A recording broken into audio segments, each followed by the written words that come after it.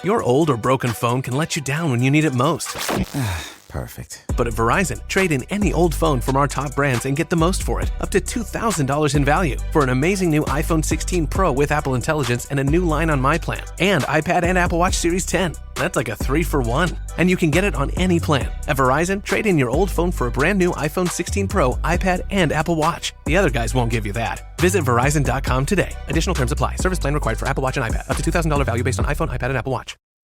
You got problems that you ought to be concerned with. Moolah. You don't know how you're supposed to earn it, or what to do with it, or how to keep it. You're a freak with a dark, shameful secret. But you're not the only one. Get your hidden financial fears with a blast of sun. Now your healing has begun. It's Bad with Money with Gabe S. Dunn. Hello and welcome to Bad with Money, a show about finances and feelings where we don't talk down to you. I'm your host, Gabe Dunn, and welcome back to the show. Bri Conn, do you want to remind my audience who you are and what you do? Absolutely. My name is Bri, and I am the Chief Experience Officer and Financial Planner with Childfree Wealth, and we focus on life and financial planning for people who don't have kids and aren't planning on having kids. We did a thing a while ago where you very generously offered to chat with me monthly about my finances. And can you walk back what made you want to do that and how that started our thing that we were doing? Yeah. So I think it was one of the podcasts you put out. I remember very distinctly, I was at the gym and I was listening to this podcast, and we had just chatted a few months earlier. I was like, oh my God, I think Gabe could use some help right now. Doesn't sound like things are living up to what you're wanting them to live up to. So I shot you an email and I said, hey, if you want to start working together, we sure can. I'm happy to help you, and kind of chat monthly for a little bit. So we did. And you didn't charge me, which was lovely, which is why we're going to talk on this show about your services and what they offer and what they did for me, because it was a very generous, nice thing to do. We met for like an hour or so every month. And so walk me through, what is the first session that you do with people? Because you ran me through your typical program, yeah? I did. I think we just started the checkups right after you and I started, though. So you didn't get like the very first thing now that we're doing. But our first session now is what we call a Childfree Wealth Checkup. And that one is a paid session. And we collect a ton of information from everybody. And then we go through and we basically kind of, when you go take your car in and they say, okay, you need to check out these things. This thing looks good. You get a diagnostic report. It's red, yellow, green. That's what we do for our first step with everybody, is we ask you to submit a bunch of information, and then we go through and we rank it. And then we also talk through and have a meeting with you and figure out, is there something that we're missing that we didn't hear?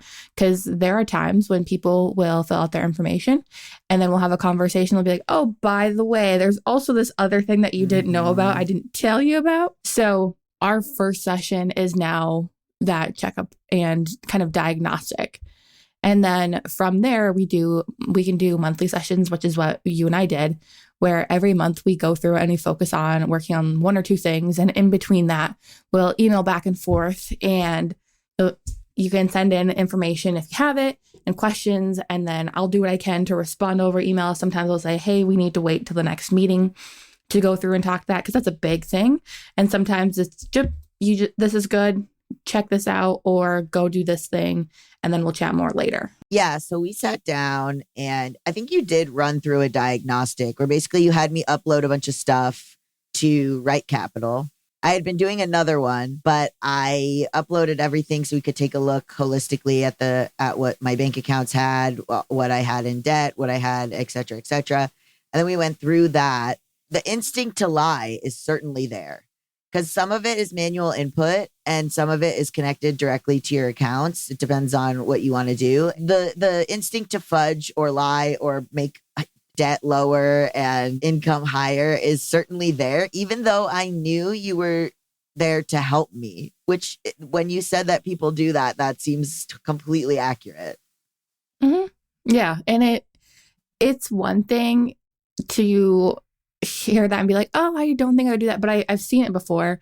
Or there's just sometimes things people will forget. And the important thing to remember is I'm not going to judge you for where you're at. That's not why I'm here at all. Absolutely not. I would not be in this profession if that's what I wanted to do. It's because I truly enjoy helping people. And for me, this is really fun to figure out, okay, what can we do to put you in a situation that you feel more comfortable and confident in, not only from a life perspective, but also having the finances to support that as well. So I'm glad you mentioned that, because it does happen. And I never want anybody to feel like that. It's not why I got into this. I just genuinely love helping people, and that's what our entire team loves doing. And so the more honest information we can get, the better plan we can make. You do not judge. You do definitely not judge, but you do ask hard questions. Like questions that are very, not intense, but it's very akin to therapy in that way, where you have to come at it very honestly. You have to show things that are really, really vulnerable and hard. And then I didn't ever need to have an answer for you, but you certainly provided questions that were like things you need to hear but don't want to hear, you know? What was the first stuff with us? What was the beginning? Like, what were you looking at? So whenever I look at it, I figure out, do we have the financial foundations in place? Do we have enough savings in place? What's the debt look like? How much cash do we have coming in? Are we able to sustain ourselves? That is always, always number one, because many times I'll find that people have been bringing in money, they're doing good things, and they're automatically investing right away, but they don't have an emergency fund set up. And so if something happens, their money's tied up in their investments, and they're either going to have to sell investments and pay taxes on it, or potentially penalties. It's just figuring out, let's take step one. That's kind of the boring and not really fun piece of personal finance. And let's make sure we have that in place, and it's really, really solid first. And so that's where we started. Yeah, it's interesting. We just had a woman on the podcast. We were talking about whether credit card debt or having a savings is more important. And she, there's different schools of thought. And she was saying, always do the savings first before tackling the let's say, credit card debt. And I think that was your stance as well. Yeah. We always say get 1 month of emergency fund or 1 month of expenses set aside first, and then start working on the debt. That way you've got something. But it can be super overwhelming to try and get 3 to 6 months of expenses set aside if you've got a credit card bill over there with a 20% interest rate that's coming at you every month. That can feel a bit defeating and a little bit crushing. So we're like, let's just start with 1 month of expenses and then get that debt tackled, so we can really move on to the next thing without having that heavy cloud hanging over you.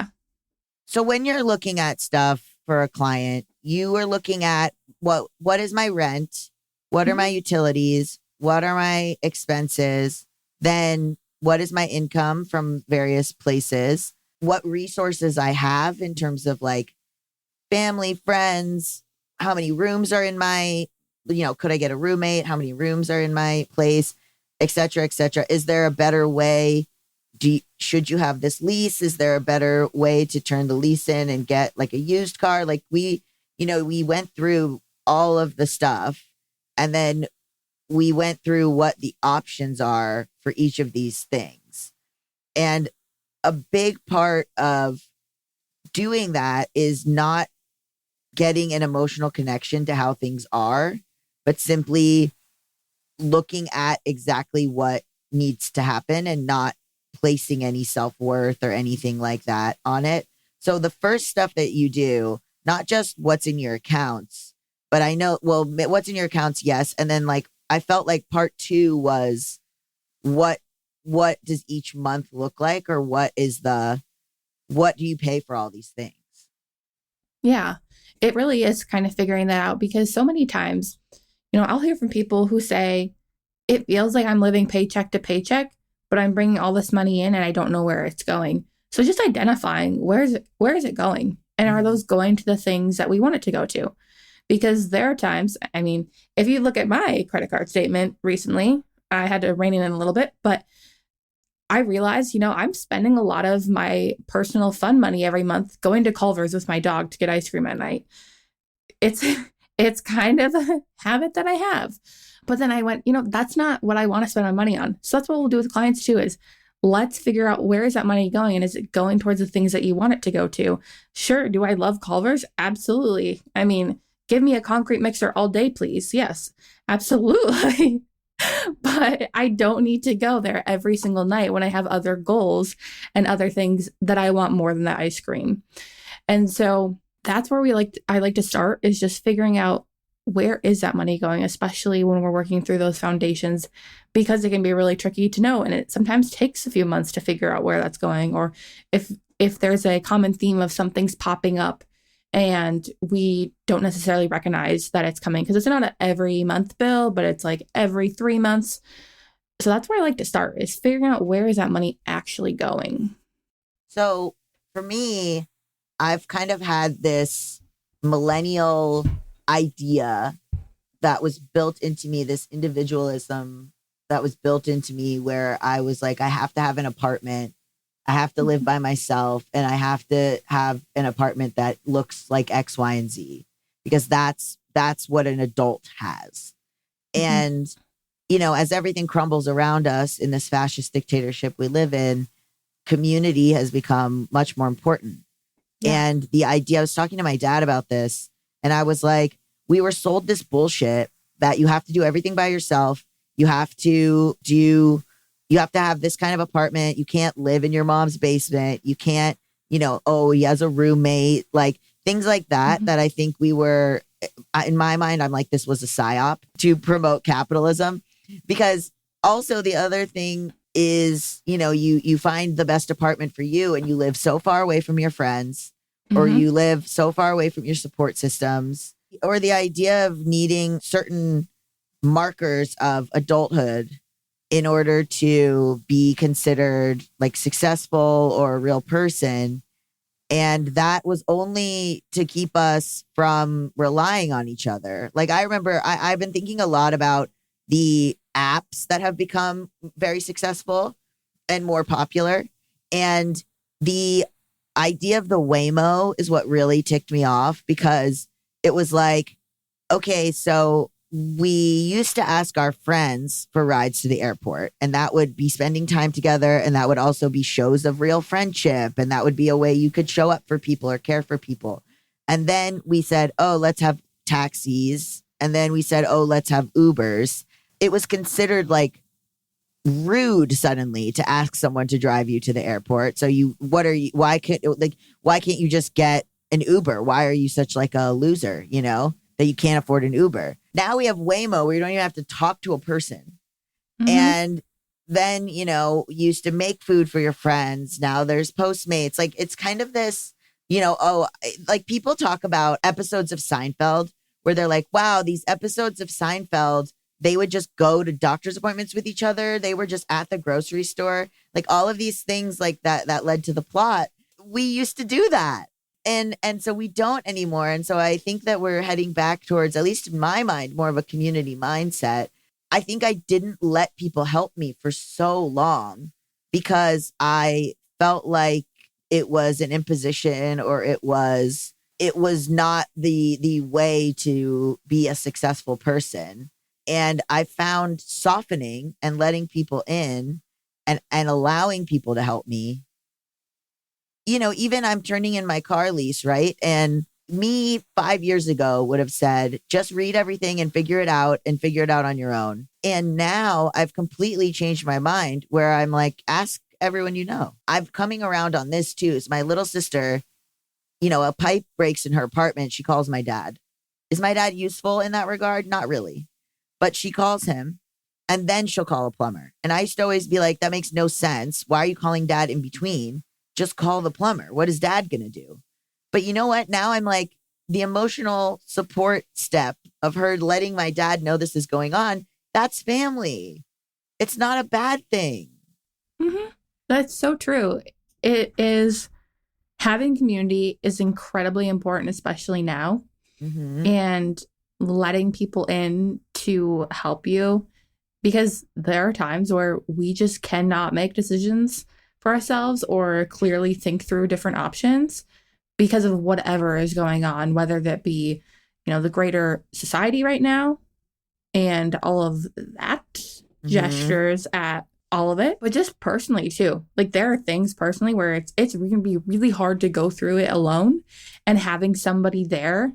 You're so right. Yeah, we used to ask for friends for the rides to the airport, and now it's an Uber or I don't live where there's a Waymo yet, but it does kind of suck to be like, oh, a car's going to pick you up and it just drives itself and there's not even a person there. There are so many options for community and help, and I love doing that. So it's really hard for me to not offer that.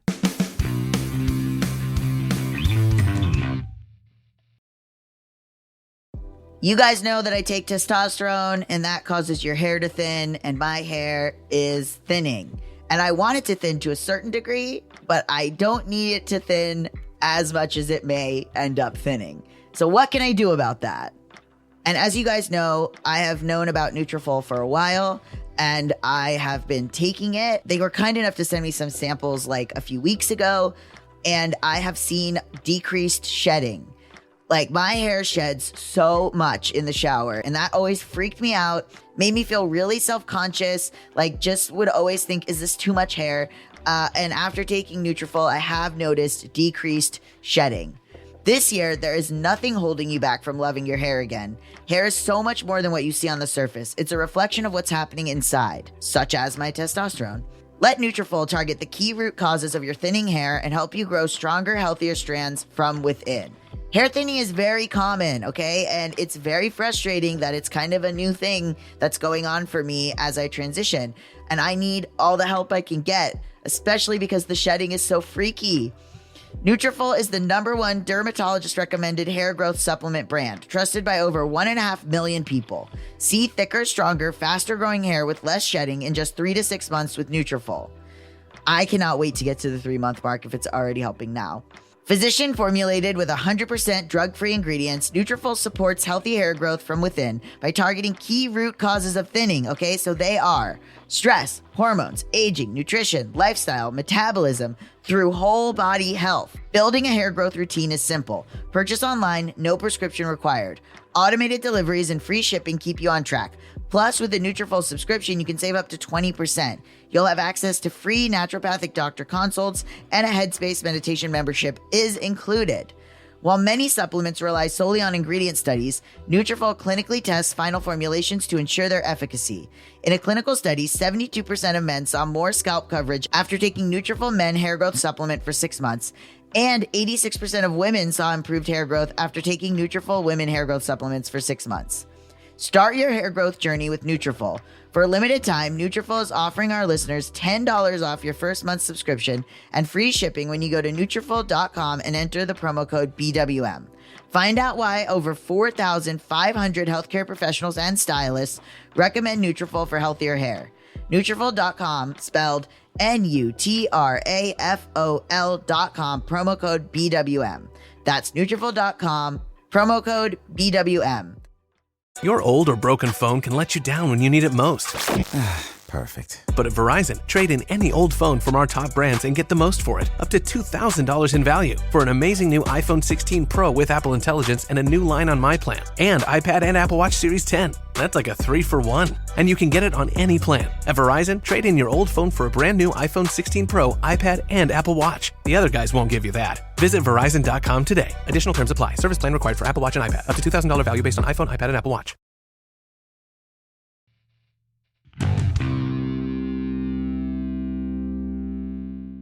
It's this like trick to take all of our money from us and to make us so isolated from each other, and you never see your friends because X, Y, and Z, and you have to work and you have to do all of this stuff yourself. And it's nice in a pinch to have a wag to come walk beans, and all of these people do need money. And so that's what's tough, is that all of these drivers and people are people who need money. But I also have friends who love beans. And if I text them and say, do you want to go take beans out for free? Maybe one of them will do it, but you have to ask, or I need to take my car to the mechanic, but I can't drive it all the way there because I have to go to work that day. And I was like, what am I going to do? It's not going to time out correctly. My friend's just going to take it. Like, whatever. a friend of mine is very into the idea of having roommates now because even though he has a lot of money, because he's like, we don't have it's like lonely. We don't have community. We don't have like anyone to come home to after work.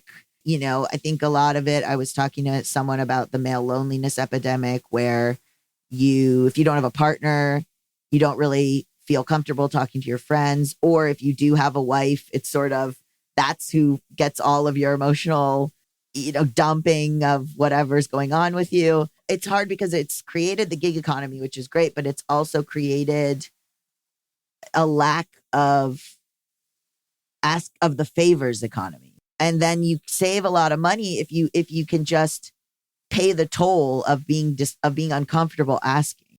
And I was going to say it's like a double-sided or double-edged sword in the sense of, yes, there's a lot of good things that have come out, like the gig economy, like you said, but also we're missing that human connection. And we're spending money on things you didn't even really need to spend money on. Mm-hmm. Absolutely. So right now I'm doing a thing where my car lease gets turned in on April 9th. And so I have to turn in the Subaru. And I don't really know why I was ever leasing. The only thing I really need is a backup camera, which seems to make people laugh when I say that. But I just always had a lease and I don't need the newest car. Like I went through and like was looking and looking at my finances and I was like, what is going on? Like I should just buy a car. I could put a little money down, but also like I was like looking and there's like cars for like $9,000. Like it's not, you can get a used car, just has to have lower mileage, but there's all these options. And I don't know why I had the lease. So I have to turn in the lease. So that's going to be a big change. Unfortunately, it costs money to do money. So like, I have to turn in the lease and pay the whatever that is for like repairs. And then I have to buy this new car. So it's like in order to long term be saving some money or do the right thing, question mark, in parentheses for in quotes for me, I have to then pay some money up front, which is annoying. Yeah. And you find that, right? Like that's kind of a struggle when you are redoing your finances. So if you go through, and you say you Bri pinpoint what they need to change, give suggestions. How hard is that?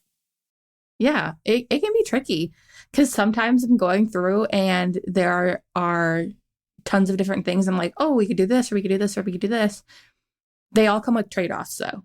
And that's super important to remember. And I think people sometimes forget that in the world of wanting to do everything.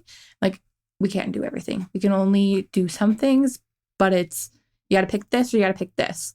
And there's going to be pros and cons to both of them. I have gotten now into the habit of, I love writing out people's options and giving them like a pro con list with all their different options and saying, here you go, take this. We talked about all these things today. Now think about it for a while, because that allows them to really come to a decision that they feel is best. And sometimes, I'll have somebody ask a question and I'm like, that's a great question, but that's a question for 3 months from now. You're making a decision that's not impacting, or you're trying to make the decision without realizing what you actually want first. And so when we know what you want, then we can make a better decision down the line. And it can just be difficult to prioritize that. And that's where I can step in, or anybody on our team can step in and say, hey, we've been through this situation before with multiple other clients and we've seen it. These are some things that we need to consider first in doing those unknowns. But yeah, sometimes it's going to cost a little bit of money to make the change that we want to make. And I don't necessarily love spending extra money to make a change, but if it's something that's necessary in order to do it, sometimes you just have to do it. Like in my example, here's what would happen. I have this car. I got attacked by a psycho who banged up my car. I don't know if you've been following that saga. I did not hear about that saga. Oh, there was a road rage incident where a guy got out of his car and took a glass breaker to my car because he was upset. I cut him off. Yeah, I'm in therapy. It's fine. So anyway, that was horrible. And so the car's got damage on it. I will mea culpa this. There is a cigarette burn in the ceiling. That's on me. So I had to go get it like appraised. It needs repairs before I turn it in. So they have to reupholster the ceiling and fix what the guy did. And that's going to cost a little bit of money. So that'll be probably like $2,000. Then I turned that in. I went also, time is money. So I went to all these different mechanics or body shops to get estimates. Then pulled the Carfax, all this. I took a day off work. It was a whole day to figure out this car thing. So then I did that. Then I was doing the math with my dad, trying to figure out what the best option would be for turning in the car. What I do with my dad is he will give me the solution that is legal. And then he will sort of give me his 5 dubious ideas. And it's my job to kind of go, interesting, but not those. And so, he's got all kinds of schemes and scams and things he thinks he can run. And I'm like, what if we just repaired the car and turned it in? In doing that, that's going to cost money. Then we turn the car in. Then I have to get a new car pretty quickly. While the repairs are getting done, I have to get a rental car, but my insurance will cover that. And then I have to, because also what happened was the damage to the car from the attack was $850 estimated, but my deductible is $1,000. So that didn't really do anything or help. So then I turn in the car and I'm going to have to buy, I think it'll be around $9,000, $10,000 like used car. That I'll put probably like a $2,000 down payment on that. So that's already $4,000. Plus I took a day off work. And then I will have the car and I'll have a car payment that's probably like around $200 lower, than my lease was. And then I'll have the car. But that is still to save money. That's still going to cost me up front probably for $4,500, my guess. So that's like really plaguing me right now. It's such a like a frustrating thing to go through because you're trying to make the decisions to help in the long run. And it's like, man, a day off of work is lost wages. And then paying that upfront for the absolute crazy person, and then the down payment on the car too, of course, all those different things add up. And there's really no way around it. There's, I know it doesn't apply to your situation, but if any listeners out there, you're in a relationship and you have 2 vehicles, there's also the option to go down to 1 vehicle if you can. My spouse and I have had 1 vehicle for coming up on 3 years now. And I tediously keep track of the amount of times in which we've had to get a second rental car because one of us has been out of town with the car or Ubers. And that saved us a ton of money. But again, that only works if you're in a couple. And if you're single, that doesn't work the same. So I think there's a lot of societal changes, just the way in which our communities are built, that could help people save a lot of money, build better communities, make them more walkable so people can get places. That's the other thing. Yeah.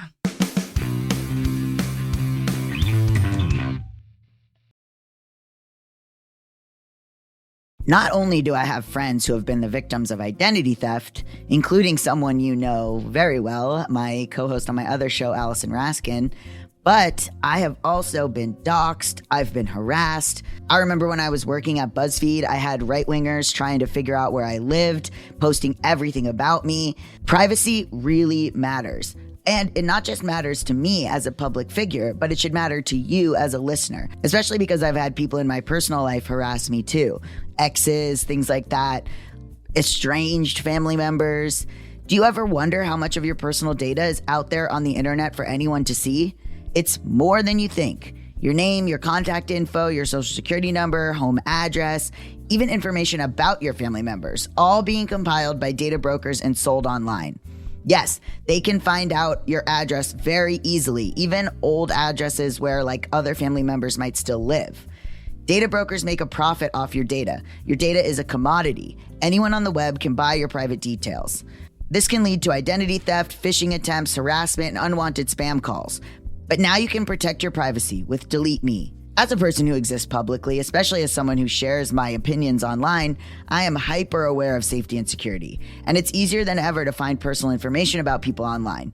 All of this data is just hanging out on the internet, and it can have actual consequences in the real world. That's why I personally use Delete Me. Delete Me is a subscription service that removes your personal info from hundreds of data brokers. I literally do use Delete Me. Myself, certain friends of mine, we all use Delete Me. I had it recommended to me by a friend of mine who's a sex worker, and she uses it to keep herself safe. I used it to get a bunch of stuff scrubbed off the internet. I promise you it works. It was great. They gave me these personalized updates. Like when I signed up, right, I gave Delete Me the exact information I wanted deleted, and their experts took it from there. Then they sent me these personalized privacy reports showing what info they had found, where they found it, and what they removed, which I loved reading because I was shocked at what they had found. So Delete Me isn't just a one-time service. It's always working for you, constantly monitoring, removing personal information you don't want on the internet. Put simply, it does all the hard work of wiping you and your family's personal information from data broker websites. I promise you, I use it. Myself and a bunch of sex worker friends, we all use it. They recommended it to me, and that's how you know it works. Take control of your data and keep your private life private by signing up for Delete Me, now at a special discount for our listeners. Today, get 20% off your Delete Me plan by texting BAD MONEY to 64000. Text BAD MONEY to 64000. That's BAD MONEY, all one word, to 64000. Message and data rates may apply. See terms for details.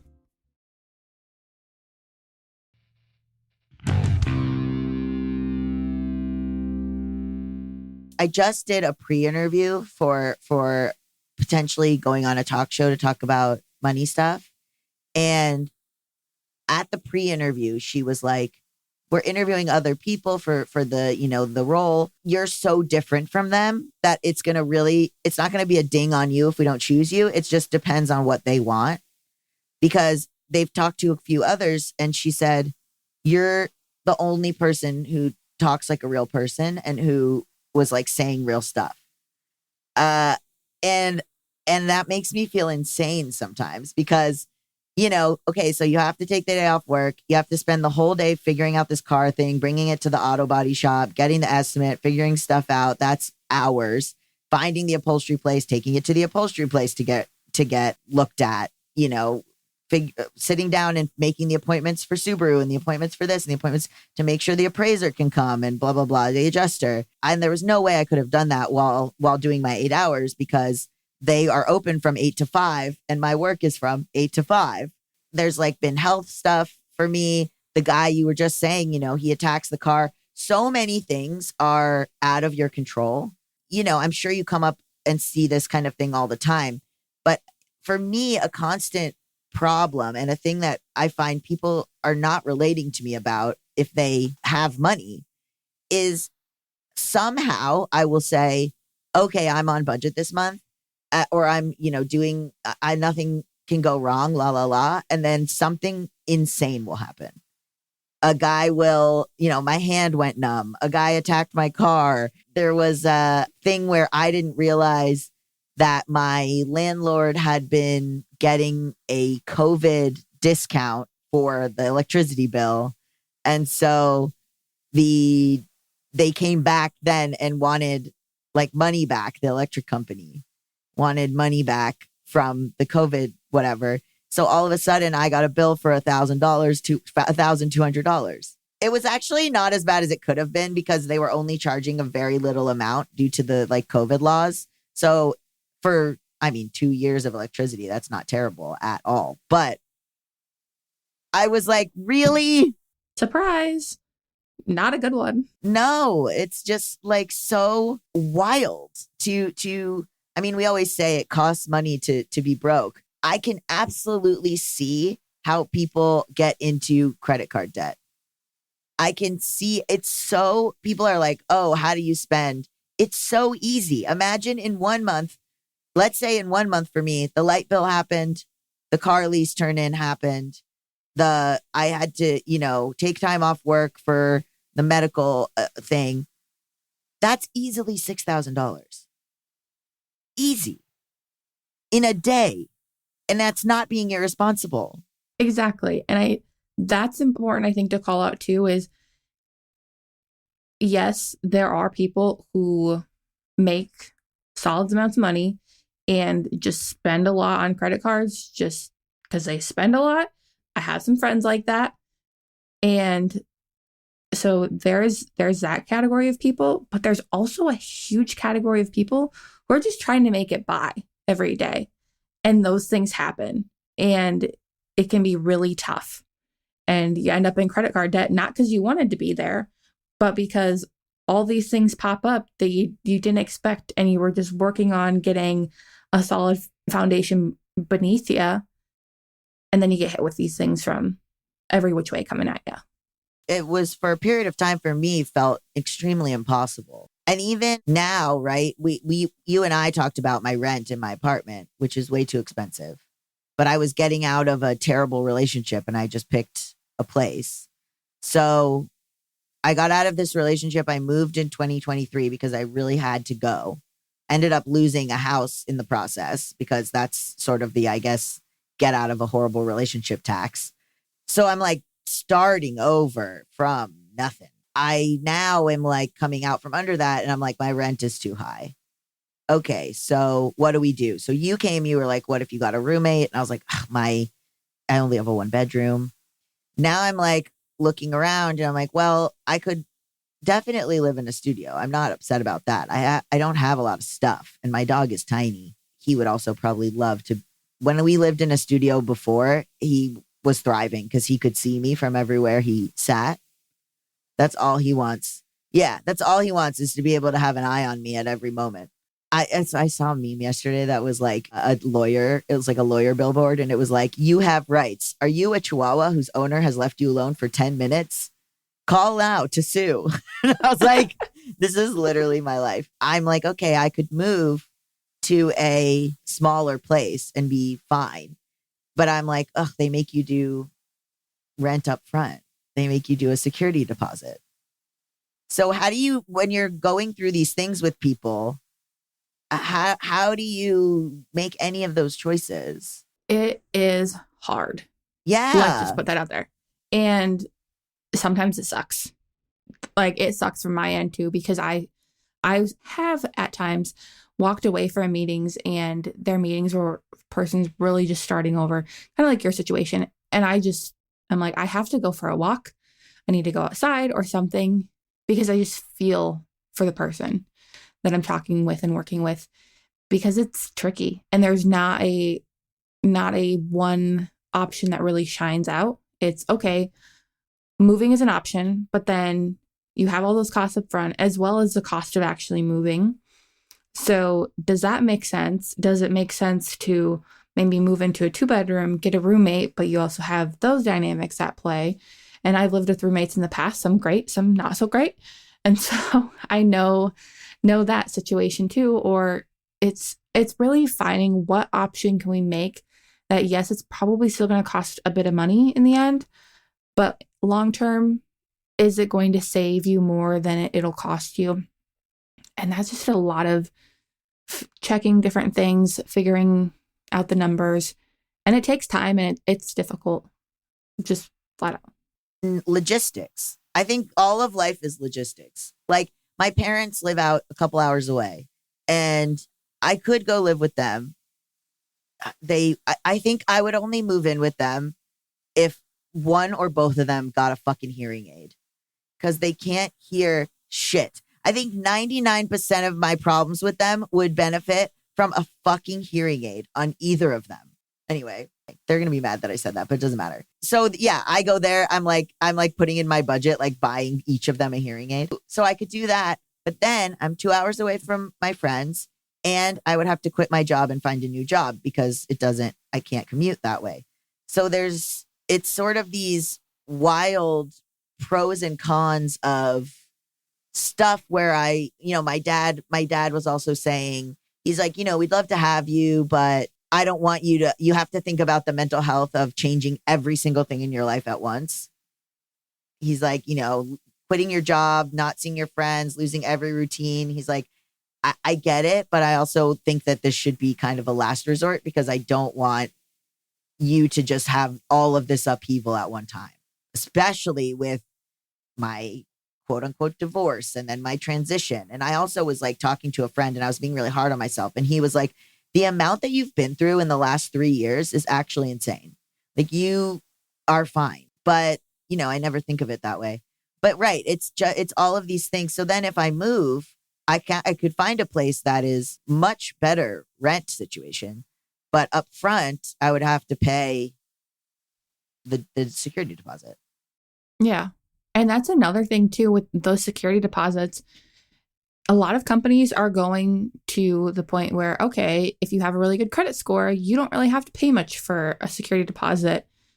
But in order to have a good credit score, you have to be able to have credit for a long time, build your credit, pay things off in full, and have a low credit utilization. So it's such a penalty when you're just really trying to start out, because it's supposed to be like a good sliding scale, and I understand why they do it because the credit is based off of risk. But man, does it make it difficult for people who are starting and trying to get going, because if it's not one of those sliding scale credit places, every place is different. I was looking at places the other day and it's like, oh, they want 2 months of rent up front. Absolutely wild. And I could rant about all this all day. I have a lot of feelings About the housing market? Yeah.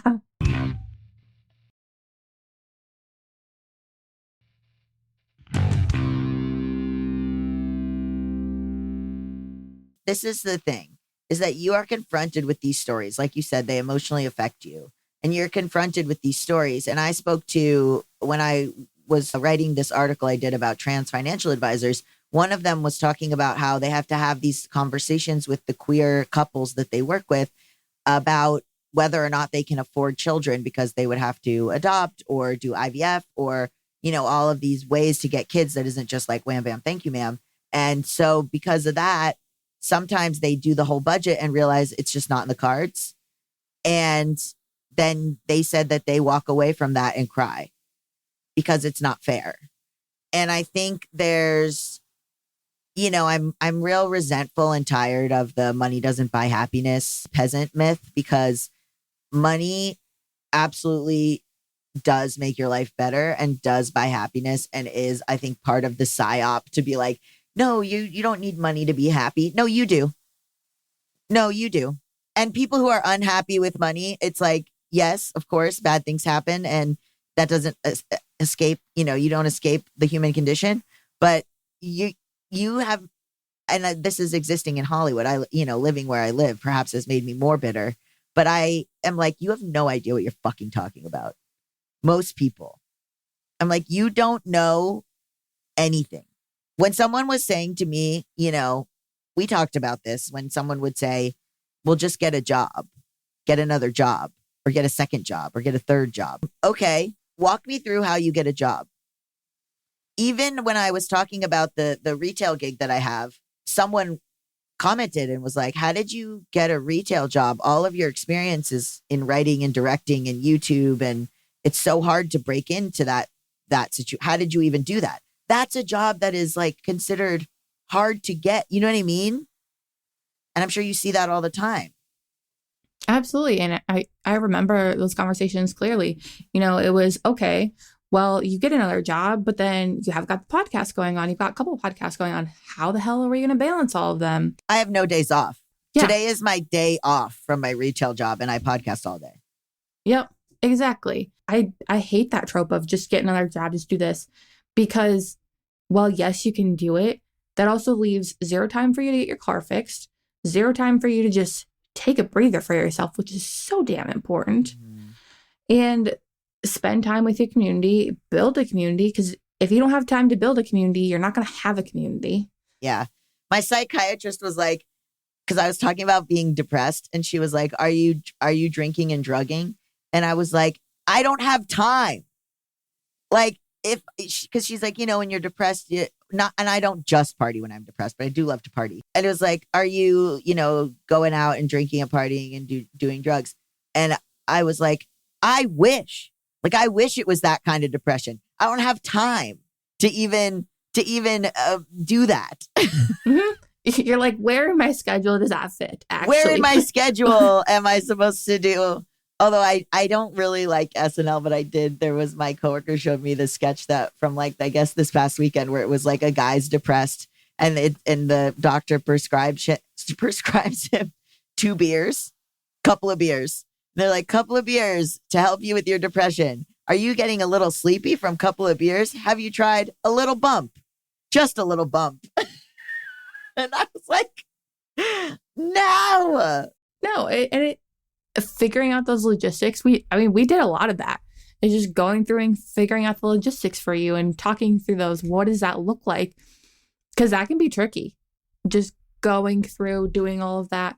And I in college, I worked my butt off, and in college I got a ton of help from my parents, and so they paid for a lot of things. Didn't know I was getting it. Also came out as gay and was like, I'm gonna lose my entire family. So which is why I did not lose my family. But I grew up very conservative and am now very gay and very not. But I remember doing it myself, of being like, okay, at one point I was working 4 jobs and I had to nanny at this hour, and then I had a lifeguard at this hour, and then I had to work at the restaurant at this hour. That's really freaking hard. Doesn't matter who you are. That's just hard to do all those things. And I think people forget that sometimes when they say, just get another job. Forget that. And also, there's people at that job. So someone, people that have more money than me will say, well, just call out. And I'll be like, I could call out. I don't want to because I whatever. But I'm looking at the schedule. And if I call out, one person's there for 13 hours. That's not fair. That's not nice.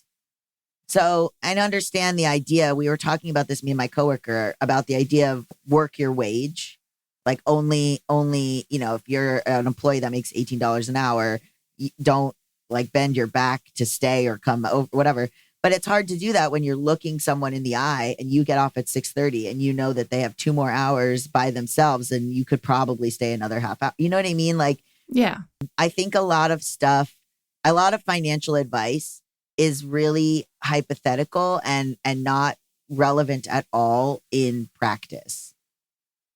That's fair. It definitely, things can be like that. It's all, I wish there was like a scale that we could put, be like, okay, if this is your situation, let's put it there.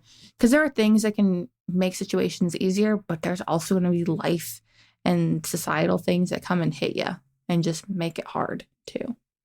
What do you, if we were working together when the light bill thing hit, or just in an example, what do you do with clients where there's just stuff life keeps coming and it don't stop coming? So for a lot of that, I tend to refer out and say, okay, this is probably where you need a financial coach for that, just because I know that our services can be cost prohibitive if you're really focusing on just trying to get by every single day. And you might need a little bit more of one-on-one attention where it's like, hey, I need somebody to really help me figure out where this is going to come from. And that's not where I can work best. And because it's really hard to charge somebody our price when they're literally just trying to keep their lights on at night. And we're at $10,000 a year now is where we start. So, yeah. So the people that you're talking to are higher earners or something, but they're just disorganized and not thinking about their future. No, there's just a lot of things going on. I mean, money scarcity and the feeling of not having enough doesn't go away when you have more. It just changes. Because how many times are we told we're never going to have enough? We got to keep saving. We got to keep saving. Got to keep saving. Nobody tells you it's okay to use your money and use what you have. And so that's kind of where a lot of our stuff is now. We do have the academy, which is if you're like, hey, I'm just trying to do this on my own and I really want to learn, that's $100 a month. And there's a 7-day free trial if people want to check it out. But there's also group Q&As in there as well. But it's for like one-on-one, very much like budgeting week in, week out sort of thing. That's where we tend to refer out to a financial coach for the most part, because they can really get in and help you with that week in, week out. We don't, you and I met monthly. So it was a little bit different there. But these people you meet weekly? I don't meet with people weekly, but a lot of financial coaches will do the 1 week budget check-ins. Like every week they'll check in, or every other week they'll check in with a budget. Yeah, that's what's hard, is this kind of stuff. Even like my being depressed now, like my psychiatrist costs money, my therapist costs money. The psychiatrist, I have to see her more often because we're upping the meds. That's cost money. You know, we've skirted around this. Yeah, the idea of maintaining or trying to save money or making it through is like so cost prohibitive.